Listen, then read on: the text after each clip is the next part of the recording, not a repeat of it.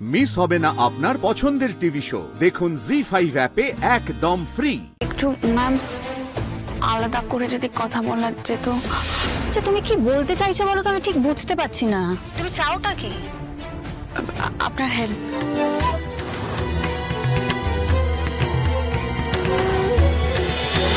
আমার মেয়ে যখন নিজের মুখে বলেছে যে সে রাজি, আমার তো আর এতে কোনো অমত নেই। তাহলে আমি একটু মিষ্টি নিয়ে আসলাম। না না শেফালি, তুমি ব্যস্ত হো না, আমি মিষ্টি টিষ্টি কিছু খাবো না গো। আরে মিষ্টি খাবেন না বলে নিয়ে আসে ফেলি। আরে শুভ কাজটা মিষ্টি মুখ করেই শুভারম্ভ হোক নাকি? এতদিনে না আপনাকে এই মেয়ের বাবা বলে মনে হচ্ছে। এই প্রথম দেখছি মেয়ের বাবা কি। এর আগে যা মেজাজুতে গিয়েছেন বাবারে বাবা, আমি তো কখনো কখনো গুলিয়ে ফেলেছি ছেলের বাবাকে আপনি না আমি।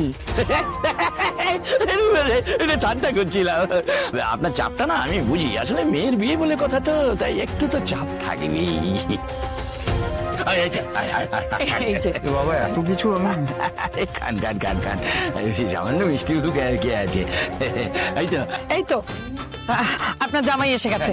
এই প্রণাম কর শ্বশুর মশাইকে। আর প্রণাম করবে? এখন তুই মাথা রাখিস কিন্তু, তোর দুটো বাবা। হ্যাঁ প্রণাম কর। এই না থাক প্রণাম। তাহলে আমি এখানেই বসি। হ্যাঁ বলছি শুভ কাজটা দেরি না করে আমি কি বলি, কালকে একটা ভালো দিন আছে, তো কালকে একটু পাটিপত্র করে দিন ঘন্টা ঠিক করে ফেলি কি? কাল? হ্যাঁ কাল। কেন, অসুবিধে কোথায়? আপনাকে তো আর কোনো দায়িত্ব নিতে হবে না। আমি তো আগেও বলেছি সব দায়িত্ব আমার, আমি সব দায়িত্ব নেব।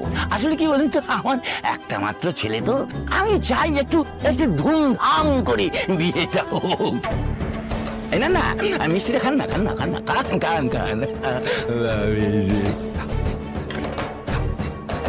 আচ্ছা আপনি এরকম ভেজামুড়ির মতো মুখটা নেতিয়ে পড়েছেন কেন? হ্যাঁ আরে বসাই, আমি তো বারবার বলছি সব দায়িত্ব আমার, আমি সব ব্যবস্থা করে দেব। আপনি শুধু একটু লক্ষ্য রাখবেন যাতে মানুষ ধন্য করে, ব্যাস এই দায়িত্বটা শুধু আপনার। ঠিক কি না? হ্যাঁ ঠিক আছে, আমি তাহলে এখন উঠি। হ্যাঁ আসি। এটা নাও, আসি। আচ্ছা বেশ।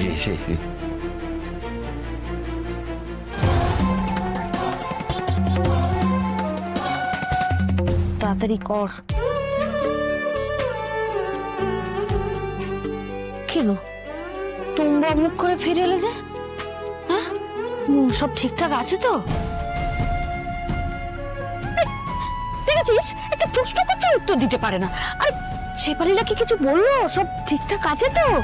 আরে ওনারা তো বলছেন যে কালই পাটিপত্র করে সবকিছু পাকা করে ফেলতে চান। কি বলছো গো? যাক বাবা, আমিও শুভ কাজে দেরি করতে চাই না। ঠাকুর তুমি মুখ তুলে চেয়েছো ঠাকুর, এইভাবেই চেয়ে থাকবে একেবারে স্ট্যাচু। সুমি তুমি এত খুশি হচ্ছ, কিন্তু আমার না এই তাড়াহুড়োটা ঠিক লাগছে না গো। তোমার তো মেয়ের বিয়েটাই ঠিক লাগছিল না গো। আরে এত চিন্তা কেন করছো শতু? ওরা তো, তোমাকে কি কোনো খরচাপাতি করতে হবে? না সে তো শম্ভুবাবু বলছেন যে উনি বিয়ের সমস্ত খরচা দেবেন। দেখেছো, আমি আর বলছি কি, মানুষটার মুখের আগল নেই কিন্তু একেবারে দেবতুল্য রে অপু। তোর হবু শ্বশুর আমাদের কষ্টটা কেমন বোঝে দেখেছিস মা?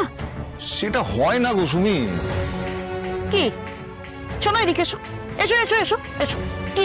কি হয় না বলো আমাকে, বলো কি হয় না? আরে উনি খরচা করতে চাইছেন বলে সেটা তো মেনে নেওয়া যায় না।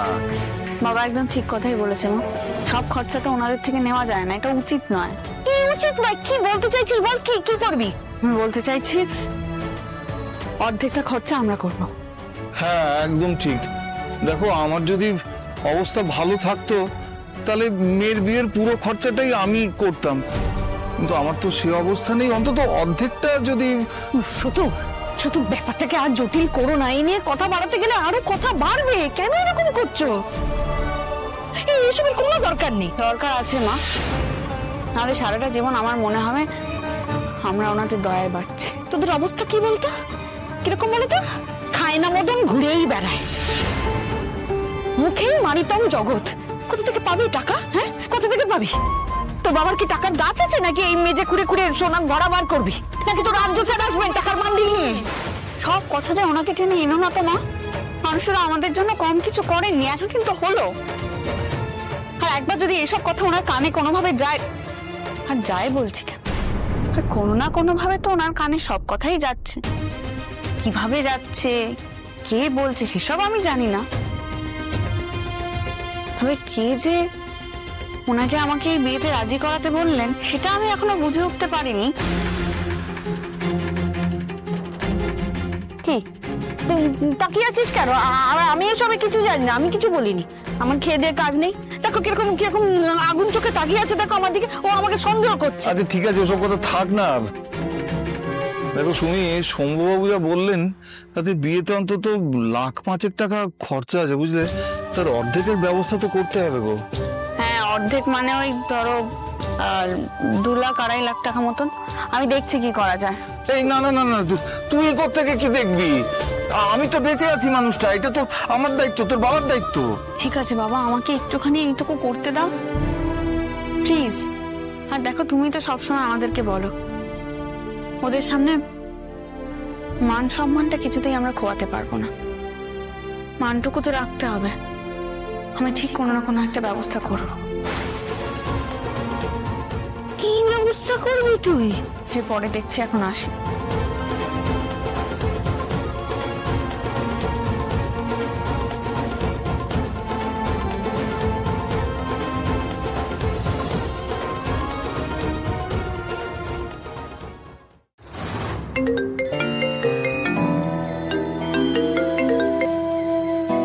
হ্যালো হ্যালো ম্যাম, আমি অপর্ণা বলছি। আপনার সাথে একটু কথা ছিল। কথা বলার জন্যই তো ফোনটা করেছো, কিন্তু দেখো আমি এখন প্রচন্ড বিজি আছি, কথা বলতে পারছি না এখন।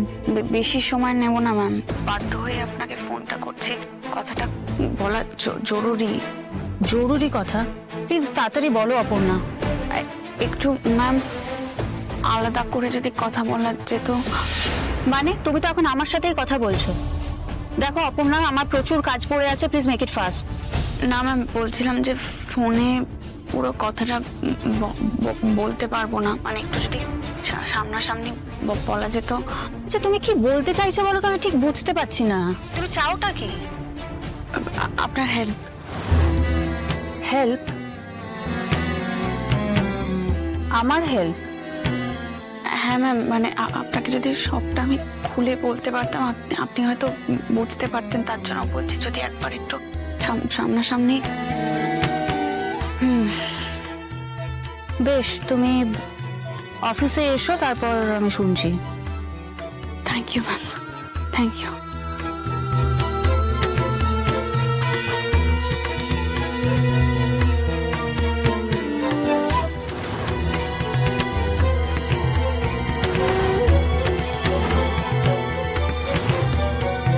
জি5 ডাউনলোড করুন আর সব এপিসোড দেখুন একদম ফ্রি।